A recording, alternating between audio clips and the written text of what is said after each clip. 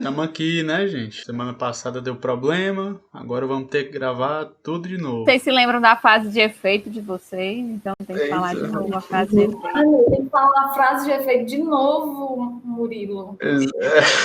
Faz uma mais curta aí, faz uma baseada no atraso. Ai, meu Deus do céu. O problema que deu. Murilo, não, eu vou dizer pra Valdemir que pode cortar a bolsa, não dá certo não, isso aí, viu? Não, que é isso, rapaz. Não, quem corta é a Kátia, eu só faço pagar. Eu pago a bolsa e a Kátia corta. Ei, Murilo, tu não é da assistência estudantil, não, né? Não, mas depois de saber isso... que pena, Murilo. Depois de saber isso, eu já ia falar, faça o que quiser aí no programa. É seu, porra. Que pena, Murilo. Olha, se você fosse do auxílio moradia, eu acho que esse mês. Tu teve Bia, não, Murilo, primeiro ano? Eu tive Bia. Vai, ó, o Murilo teve Bia, ó. Pronto, ó. O Murilo já foi. Já foi Bia? Já. E aí, quem foi teu orientador? Era o Arthur Calado. E aí, na época que o Arthur Calado escrevia projeto na Bia, hein? Eu tava nem sabendo que ele parou de escrever. Bom, eu tô no campus desde 2018. 2018 ele não submeteu, 2019, 2020 também não. Tu traumatizou o orientador, Murilo, e ele nunca mais submeteu o projeto na Bia. Caramba! Acabei de descobrir o motivo. Ave Maria. Valdemir, tu não chegou a desistir do UFC não, né? Depois que eu entrei. Não, de jeito nenhum. Ufa. O Valdemir é mais forte. Ele tem 15 orientandos Bia, para você ver o nível, né? Ele aguenta. Não é você que vai fazer ele desistir dos sonhos, não, viu? Eu acho que toda essa pressão aí que a Kátia tá fazendo é pra eu me consultar com a Iris quando acabar esse vídeo. Porque ela tá sendo pressionada pelos alunos lá. Aí ela vem. Ela vai repassando, relaxa. Kátia, se acalma, deixa de fazer isso com o rapaz. Que coisa que eu tô te reconhecendo. Não te reconheço, amiga, vai. Quem estiver escutando esse podcast, vai lá reclamar qualquer coisa com a Kátia. É a minha vingança. Vamos lá. Fala, cambada! Aqui é Murilo Corpes e eu tô pronto para gravar sobre assistência estudantil. Mais uma vez. Gente, aqui é a Kátia. Eu sou assistente social do campus. Mas de vez em quando vocês assim gastam indevidamente o auxílio moradia, eu apareço também nos pesadelos de vocês, viu? Meu nome é Iris, eu sou a psicóloga do campus Quixadá, e estou recriando a vida na quarentena, né? Criando como profissional, como mãe, como pessoa, tudo novo na quarentena. E aí, pessoal, tudo bem? A injustiça em qualquer lugar é uma ameaça à justiça em todo lugar. Uhul! Alô? É isso? Vai se garantir, né, não? Gostei da introdução. Só que esqueceu de falar o nome novamente. Eu falei não. Não. De novo, gente. A idade tá pesando pro Valdemir. E aí, pessoal? Aqui é Valdemir Queiroz. E a injustiça em qualquer lugar é uma ameaça à justiça em todo lugar. Uhul! Pronto. Aí sim. Muito bem, gente. Hoje estamos aqui reunidos gravando de novo sobre assistência estudantil. Para vocês aí que não sabem, a gente fez uma gravação, só que houve um problema. Metade da gravação foi pro link. O Murilo não gravou. Não, que é isso? A Kátia hoje tá fazendo uma pressão psicológica pra mim. Ela quer me arranjar. Eu tô trabalhando duas vezes. Eu tô com medo, porque é ela que mexe aí com os pagamentos dos alunos, né, da UFC, então tô tenso. Murilo, são desafios da quarentena. Fique tranquilo, tá todo mundo. Murilo, tô brincando. Tá todo mundo cometendo equívocos, faz parte. A internet tá caindo muito. Então... Palavra de uma psicóloga. O que não é, né? A falta que faz uma psicóloga na vida da gente, né? Assim, a própria psicóloga tem sentido a queda da internet na pele, né? Assim, participando da reunião do campus, a minha internet caiu várias vezes. Então, assim, totalmente solidária com você, Murilo. Então hoje vamos aqui retomar o nosso papo e descobrir um pouco mais sobre a assistência estudantil.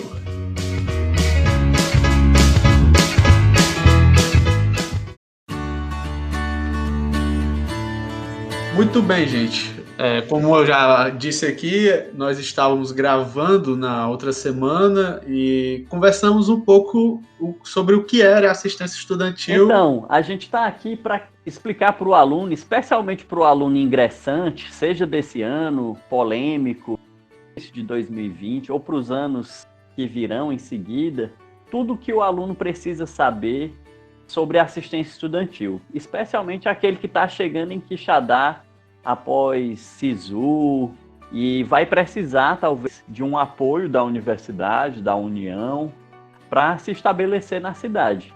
Então, queria saber da Kátia o que é que ela sabe sobre a assistência estudantil para explicar um pouco para a gente. A assistência estudantil, ela é um direito, né? Então, assim, como todo e qualquer direito, não nasceu assim, né? Uma vez por todas, né?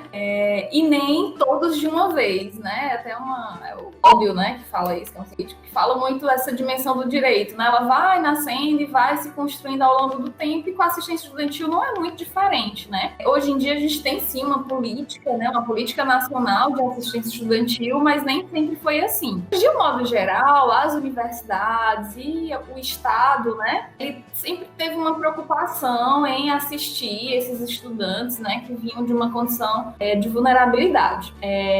Porém, a primeira iniciativa é uma iniciativa assim bem fora da curva, né, porque uma iniciativa que visou assim atender alunos que viajavam e iam estudar fora, né. Então, a primeira ação, a primeira iniciativa é a construção de uma casa, a Casa do Estudante Brasileiro, lá em Paris. Para você ver, assim, isso em 1928, como o perfil do estudante universitário, ele era um perfil, assim, diferente, né? E aí, essa foi a primeira vez que o Brasil, ele pensa numa ação voltada para os estudantes. Logo depois, né, a gente tem nas décadas de 30, 40, 50 uma certa expansão das universidades públicas, especialmente, né?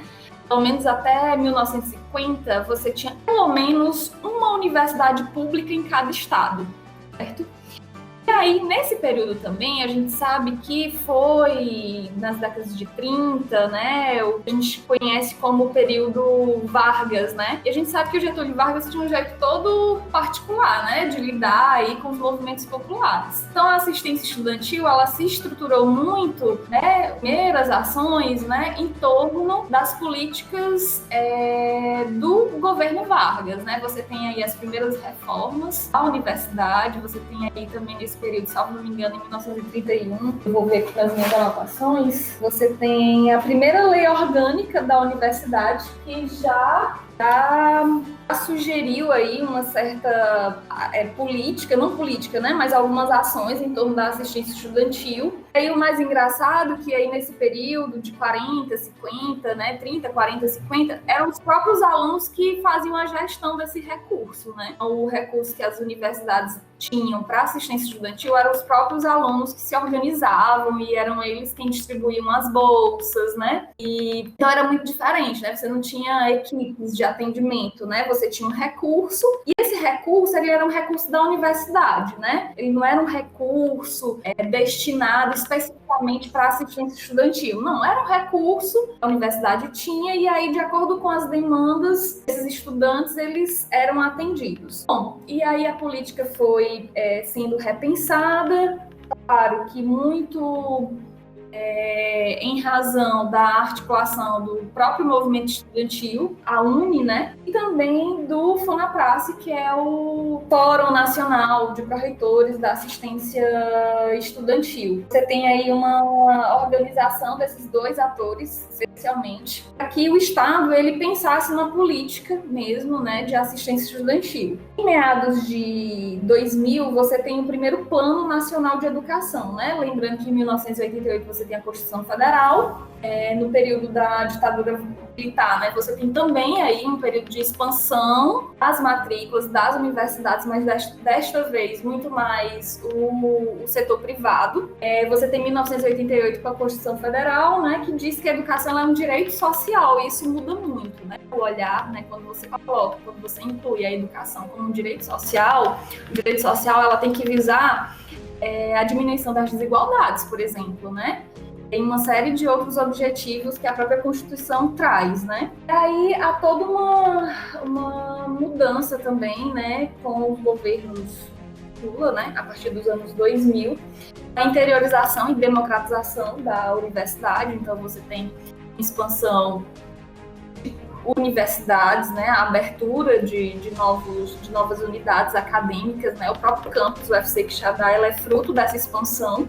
Então, a política de assistência ela é resultado assim, de vários fatores, né? Você tem atores muito importantes, que é a UNE na praça, mas você também tem uma postura aí por parte do Estado, né, de tentar, né, aumentar esse número de matrículas, porque havia também uma demanda por mão de obra qualificada. E aí não tem condições de manter esse aluno sem uma assistência que seja, né? Então, em meados de 2000, você tem o primeiro Plano Nacional de Educação, que há uma preocupação de que a assistência estudantil ela tem um recurso próprio. E tentando responder já as questões assim, de alguns alunos, o questionamento de alguns alunos, quando eles perguntam assim, diante de cortes, né, como é que fica a assistência estudantil, né? A gente sabe que a universidade ela passou aí por uns cortes orçamentários, como é que fica a assistência estudantil? A gente tem o Plano Nacional de Educação, aí por volta do ano 2000, em que você tem o primeiro momento de, olha, tem que ter uma rubrica orçamentária. Quando o Estado ele lança, né, a Política Nacional de Assistência Estudantil, ele traz essa diretriz assim, de forma muito clara, né? A partir de 2007, né, a União, né, ela vai todos os anos reservar parte do seu recurso e destinar especificamente para assistência estudantil. Então, anteriormente, as universidades elas iam atendendo os estudantes de acordo com a demanda desses alunos, eu estou precisando disso, eu estou precisando daquilo. Eles não conseguiam, vamos dizer assim, se organizar muito, porque eles não tinham, né, um recurso específico.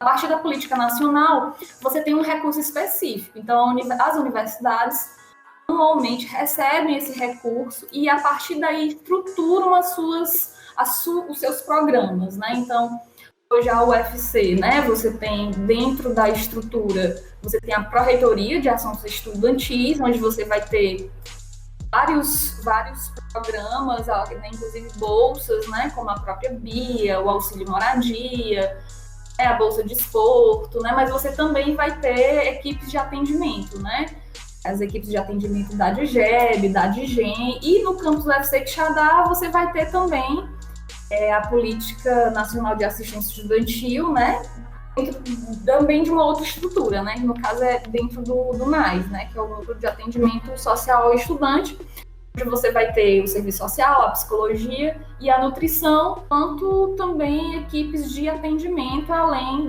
de bolsas e auxílios. Então, essa reconstrução, né, da história da assistência estudantil é importante para a gente fazer, porque a gente tem essa noção de que ela passou por um processo de também reivindicação, né? Estudantes reivindicaram essa política. Você vê, até meados 90, da década de 90, havia entre os gestores da educação, né, uma ideia de que a universidade não precisava de um recurso.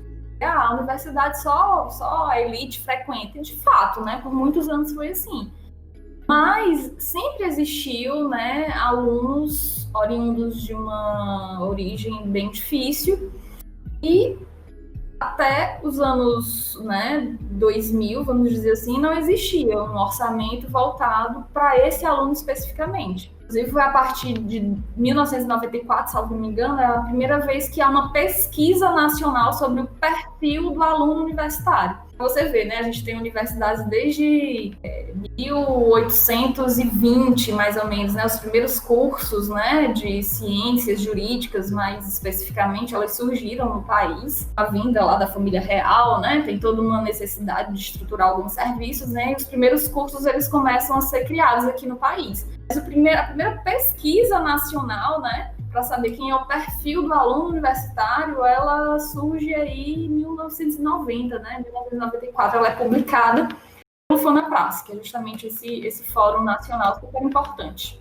Pegando o gancho, né, com o que a Kátia colocou, estruturando o serviço do Núcleo de Atendimento Social em Quixadá, vale a pena a gente trazer também o contexto das cotas, né, que, por exemplo, na Cidade Federal do Ceará, nós temos 50% dos alunos que ingressam pelas mais diversas cotas, né, algumas de renda, outras, se os alunos são de origem de escola pública, deficiência, e pelo menos 50%, né, a gente já supõe que eles já não vinham desfrutando, por exemplo, do ensino privado no ensino médio, né?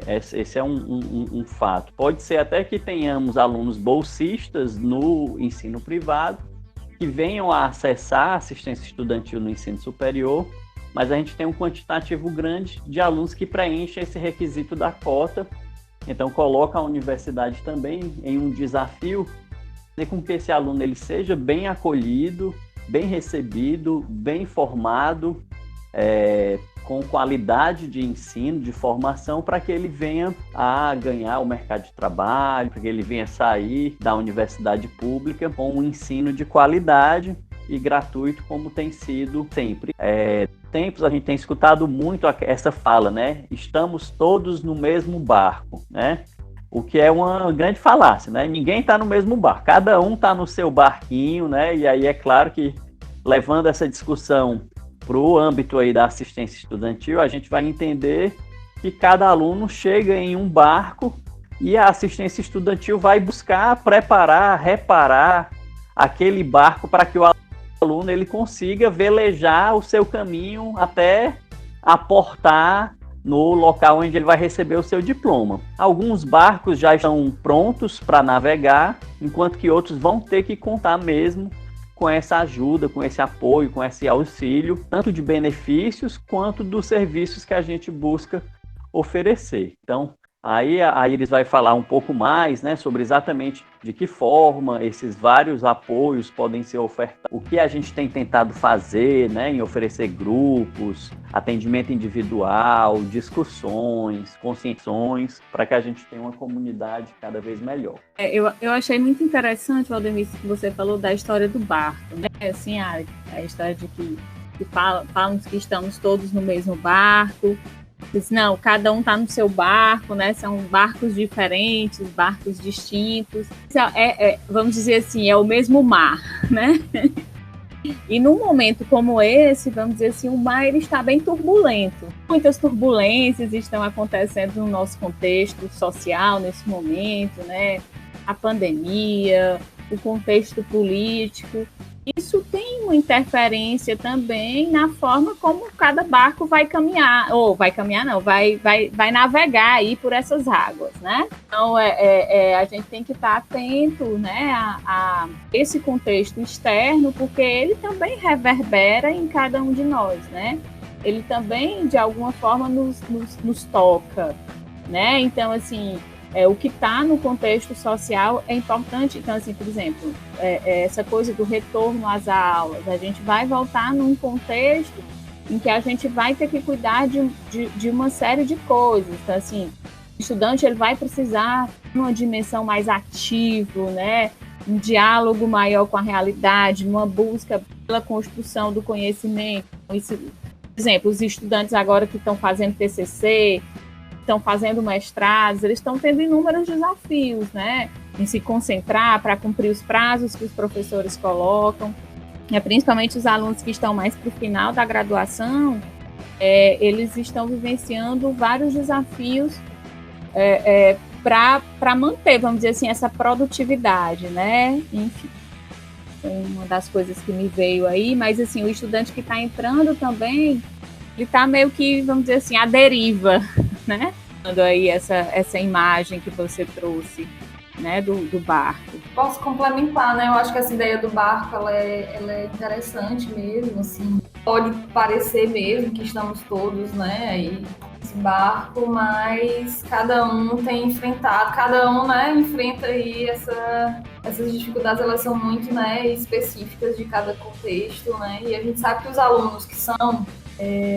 da assistência estudantil, né, esses que são atendidos com bolsas ou auxílios, né? De um modo geral, eles vêm de um contexto mesmo até mais difícil, né? Não que os outros não tenham dificuldades, mas assim, muitos não têm acesso, por exemplo, à internet, né?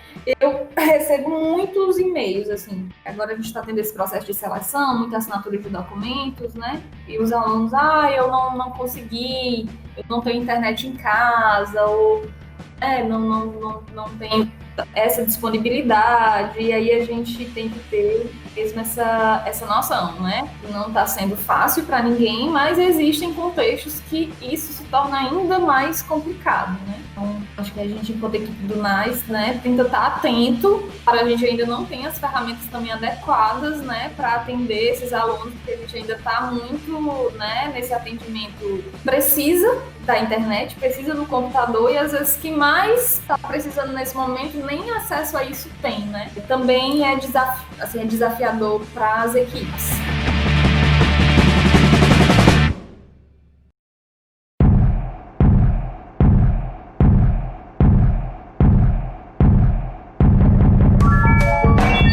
Continuando a nossa conversa, eu queria que vocês comentassem para quem que a assistência estudantil ela é necessária, ela se faz necessária para quem?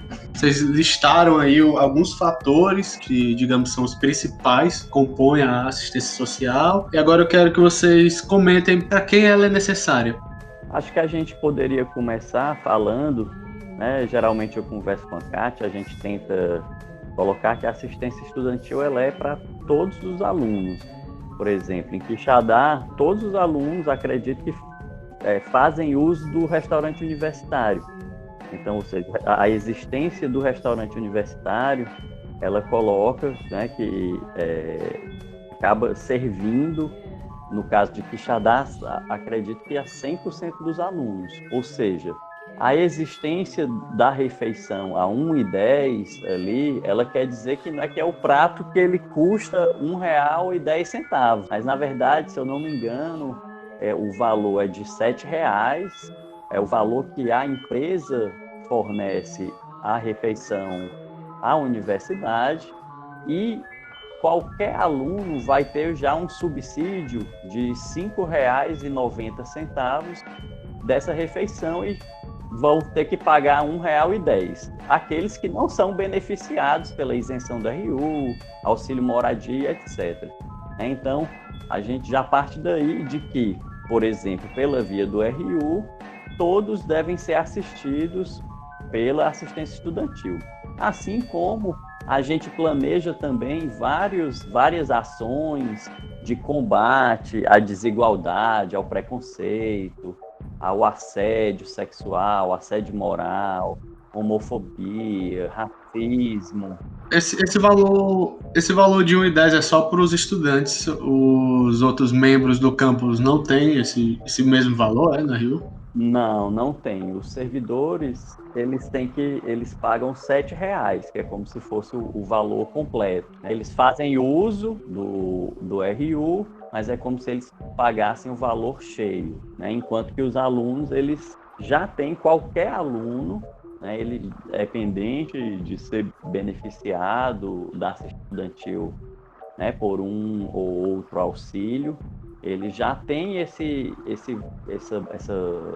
grande parcela do valor da refeição sendo pago pela assistência estudantil, pela própria, vamos dizer assim, facilidade, né, que é provida pela universidade aos alunos usuários, né, os comensais do restaurante universitário. Então, assim, para começar esse tópico de uma maneira bem geral, acredito que a Kátia e a Iris vão concordar comigo que, apesar de termos alunos que são mais alvo ou mais foco da assistência, mais beneficiados pela assistência estudantil, a universidade ela tenta tornar essa assistência algo como universal. Não são todos que vão receber, né, auxílio moradia, auxílio emergencial e vários outros auxílios que a gente dispõe hoje, mas ela tem uma pretensão a servir todos,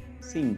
Pois é, era exatamente isso que eu ia perguntar, porque o Valdemir apontou aí, né, vários tópicos de estudantes que às vezes recebem, até vocês tinham apresentado no tópico anterior, sobre estudantes que recebem algum tipo de auxílio, alguns recebem uma isenção, só que o Valdemir mesmo disse que a UFC tenta deixar essa assistência estudantil igual para todos, como se ela fosse necessária para todos os alunos. Então a minha pergunta é se a assistência estudantil ela acaba sendo, né, necessariamente igual para todos os alunos ou se tem algum grupo de alunos que necessita mais dela do que outros. A política, ela traça uma série de ações. É bom que se diga que a gente, como eu falei um pouquinho, né?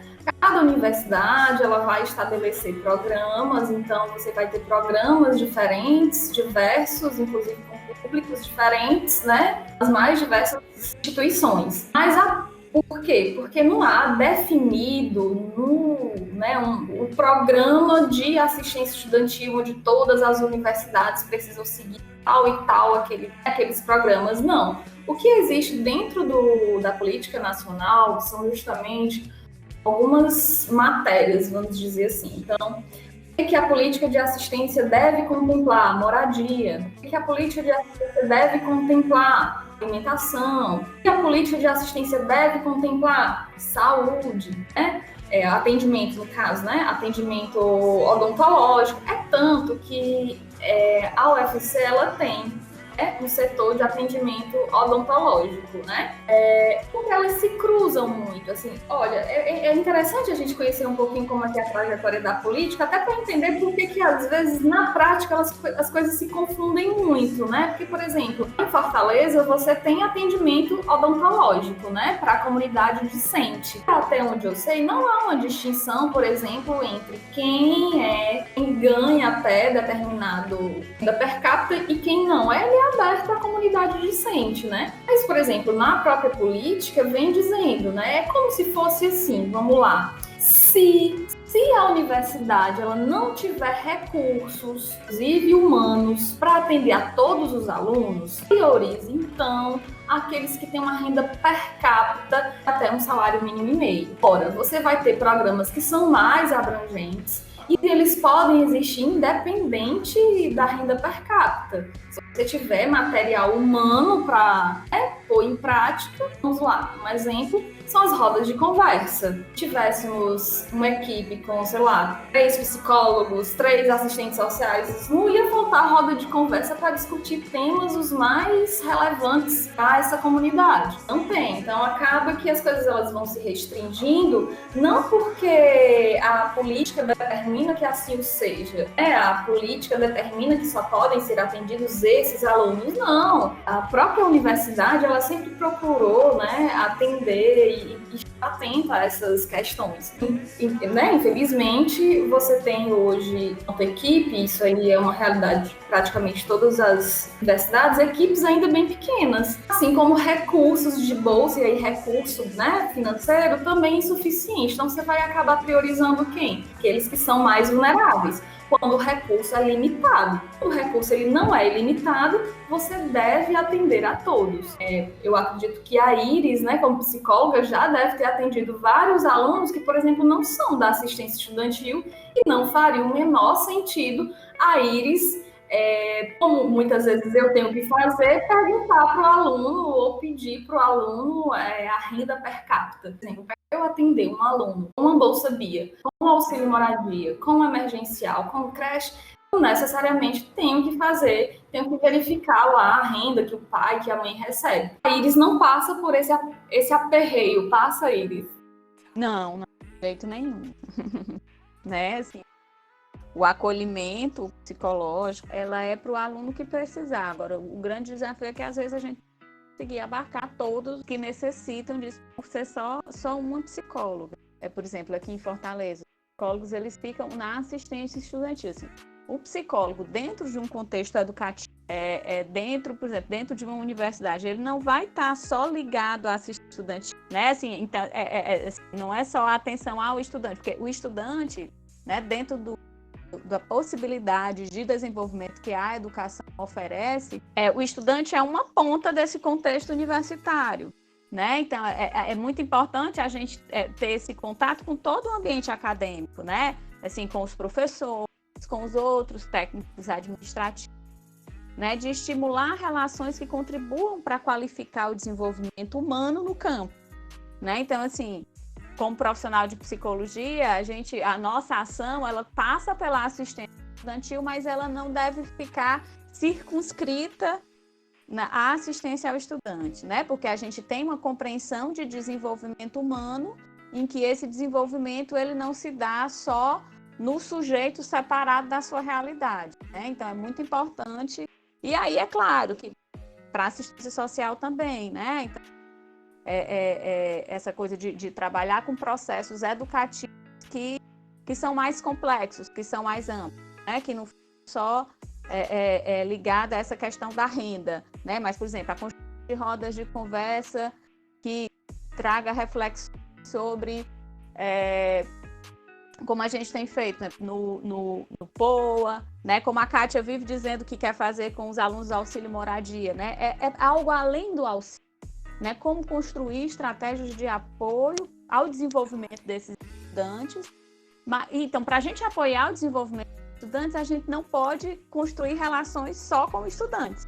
A gente precisa, vamos dizer assim, ter ações estratégicas que envolvam os professores, que envolvam os técnicos, que envolvam a comunidade acadêmica de forma geral. Para fechar, o atendimento psicopedagógico é uma dessas áreas vistas, né, contempladas na Política Nacional de Assistência Estudantil. Contudo, a limitação não vai estar no recurso financeiro, mas talvez no recurso humano. Ficou claro, Murilo? Eu tava com medo, era que a minha pergunta não tivesse ficado clara, talvez nem tenha ficado tanto, mas ainda conseguiu responder. Só para fazer um arremate, né, acho que é o Murilo perguntando, né, se tem pessoas, né, que são mais objeto das ações, né, que são mais foco, a gente vai ter pessoas que vão ser mais vulneráveis. A gente ainda, a nossa universidade pública, ela ainda é um tanto elitista.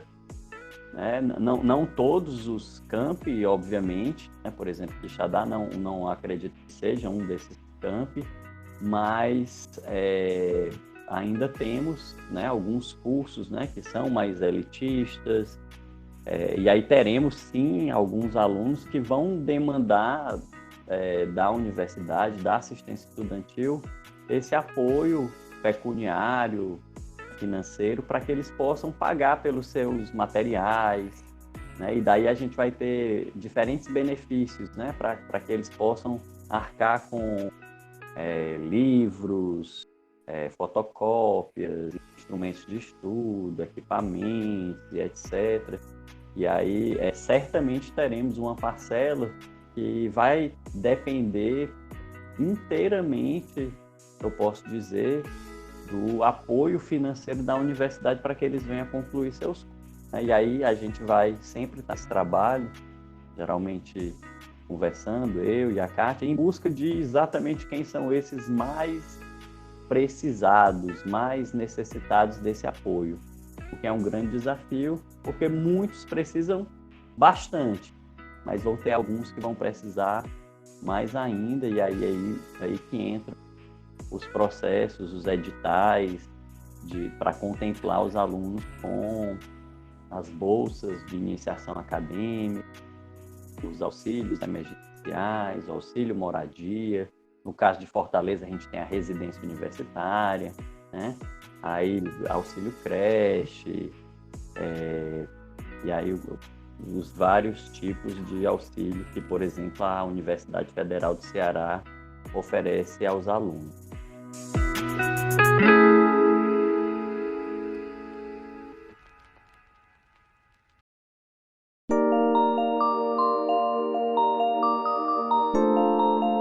Ok, gente, indo aqui para a última parte da nossa conversa, eu queria que vocês comentassem sobre como a assistência estudantil ela é estruturada não só na UFC, mas em Quixadá. Como vocês acham que ela é estruturada? Ou melhor, como vocês veem que ela é estruturada, vocês trabalham com isso?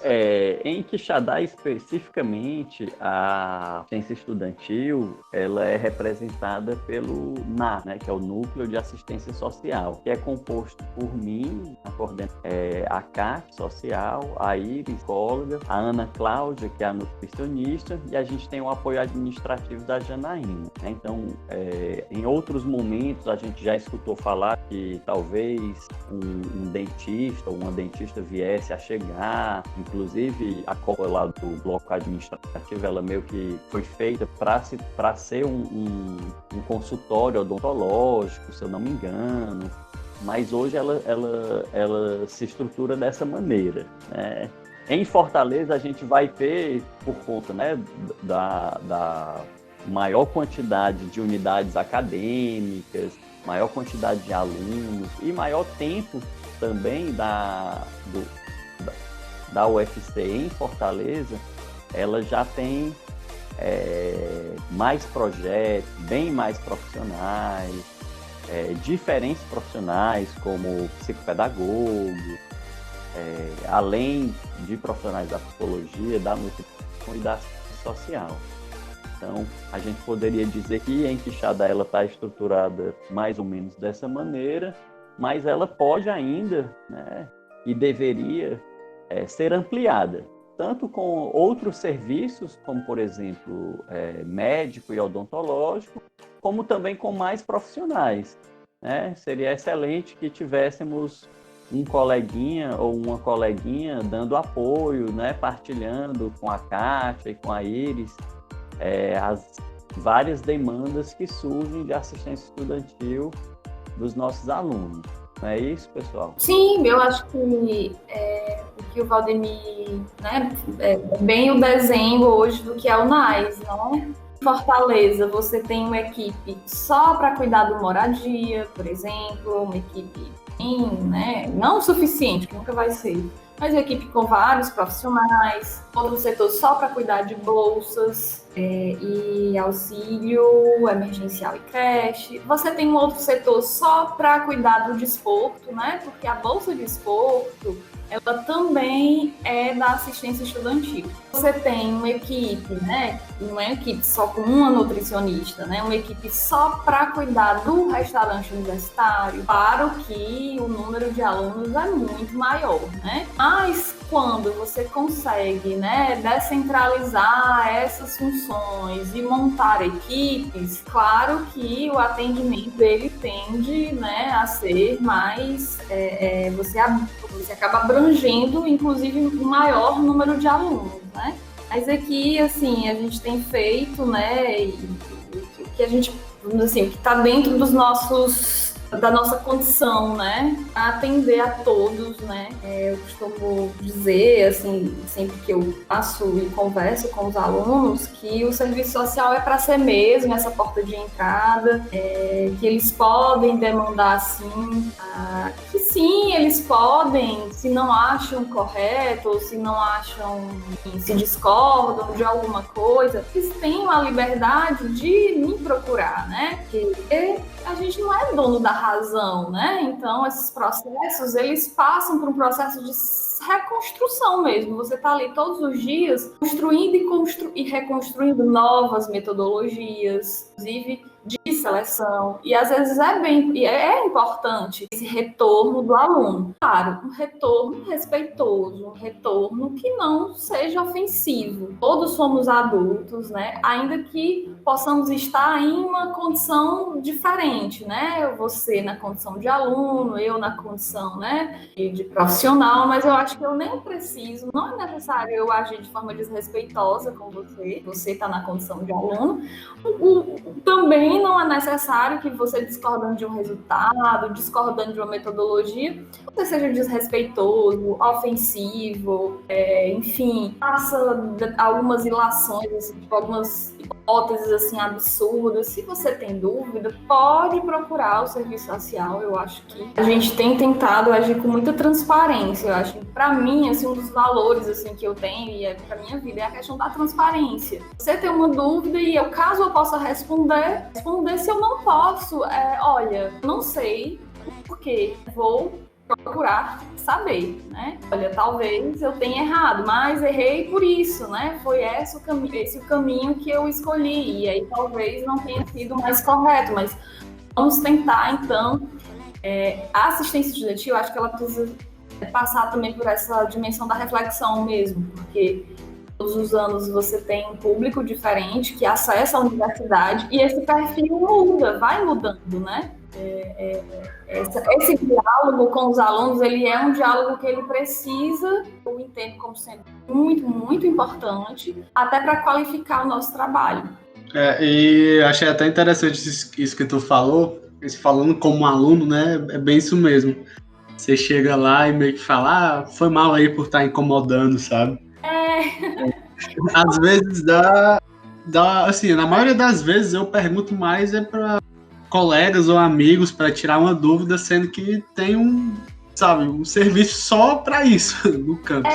E assim, fica o recado aí para os alunos, não precisa, né, chegar cheio de dedos. Acontece que às vezes eu estou fazendo outros atendimentos, é muito comum. Às vezes em períodos de seleção é um momento muito estressante, não é um momento só estressante para o aluno, é um momento muito estressante também para os profissionais que estão ali na ponta. Às vezes ali naquele momento eu não vou conseguir responder, eu posso até não estar muito disponível para atender você naquele momento. Mas assim, se você me encontrar sozinha, pode bater na porta, assim.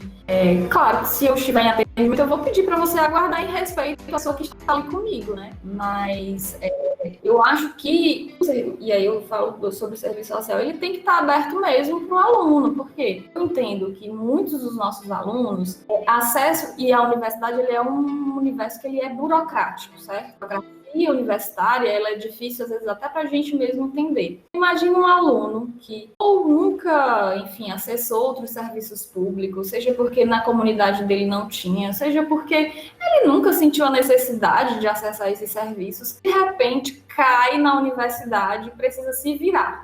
Às vezes é difícil, e aí tem o constrangimento, a vergonha, o não saber que pode. Por isso que a primeira coisa que eu disse é assistência estudantil é um direito. É um direito. Eu queria fazer uma pergunta para a Iris, ela como psicóloga, se já chegou algum estudante e falou, tipo assim, olha, você mudou minha vida, sabe? Você conseguiu fazer eu me libertar desse problema, se isso já aconteceu com você, ou, tipo assim, se tem algum colega que deu algum relato do tipo. Eu cheguei no campus há pouco, né?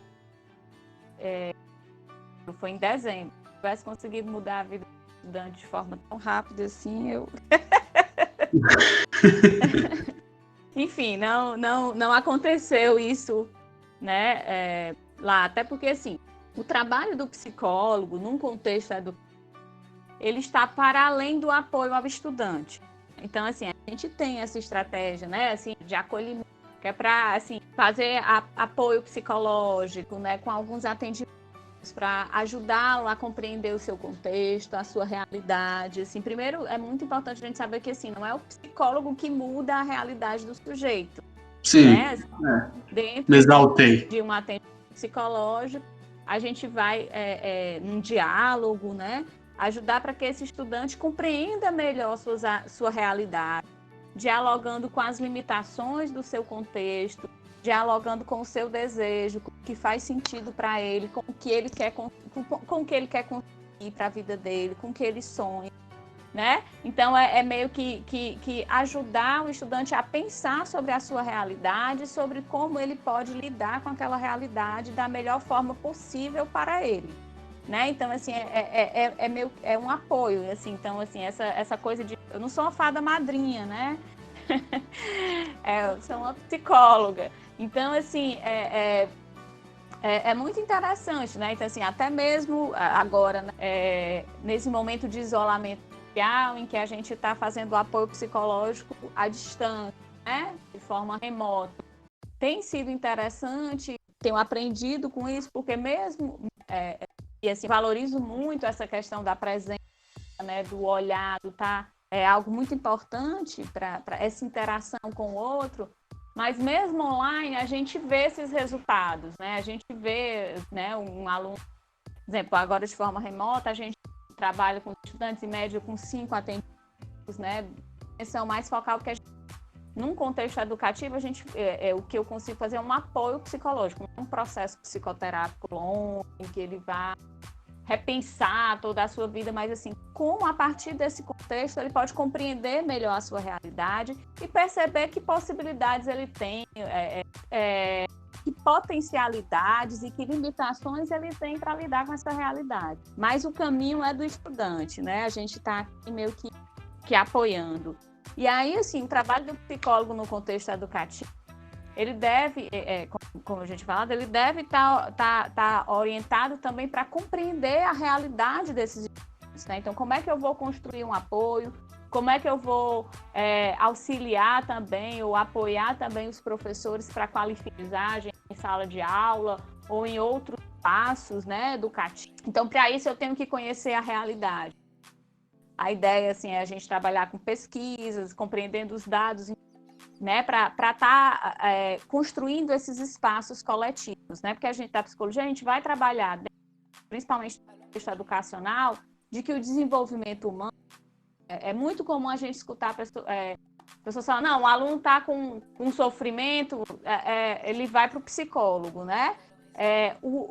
Os desafios do humano, a gente não pode deixar só com o psicólogo, né? Então, num contexto educativo, em que a gente tem muitos alunos que, por exemplo, têm dificuldade de apresentar um trabalho na frente de outros colegas e de um professor. A gente precisa construir estratégias coletivas dentro daquele contexto universitário para que o aluno se sinta mais confiante.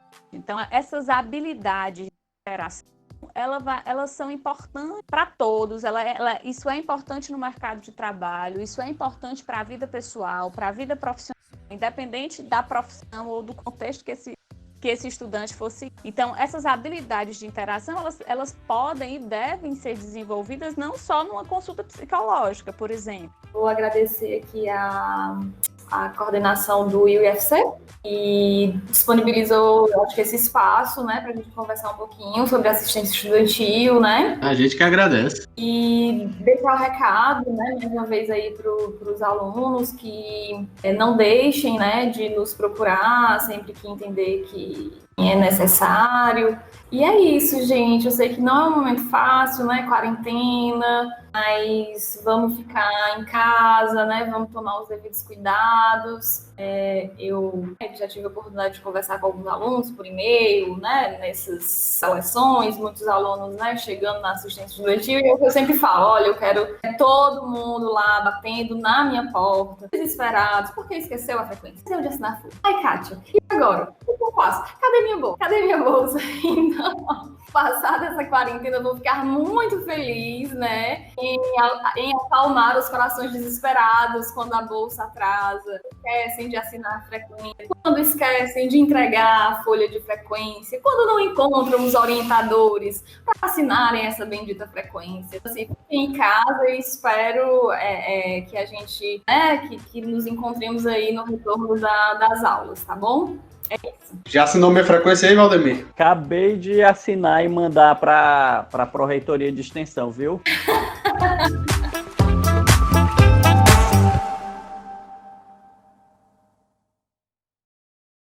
E, gente, eu tô com muito medo aqui, porque eu tô achando que todo o nosso início deu um bug e pode não ter sido gravado. Porque, pelo que eu tô vendo, a segunda parte parece que ficou safe. Acho que deu tudo certo, mas a primeira parte que a gente fala sobre o que é assistência estudantil, vocês falam, no caso, e a introdução e tudo mais, acabou não dando certo. Qualquer coisa, eu vou dar uma olhada aqui quando acabar a gravação aqui, aí se vocês tiverem algum horário disponível amanhã, a gente grava só esse primeiro tópico de novo. Ou Ou então segunda, né? A gente marca segunda, que amanhã é o aniversário da Iris. Amanhã é né? meu aniversário, galera. Eu quero só limpar a casa, sem ter que trabalhar. Pronto, aí já fica uma introdução legal.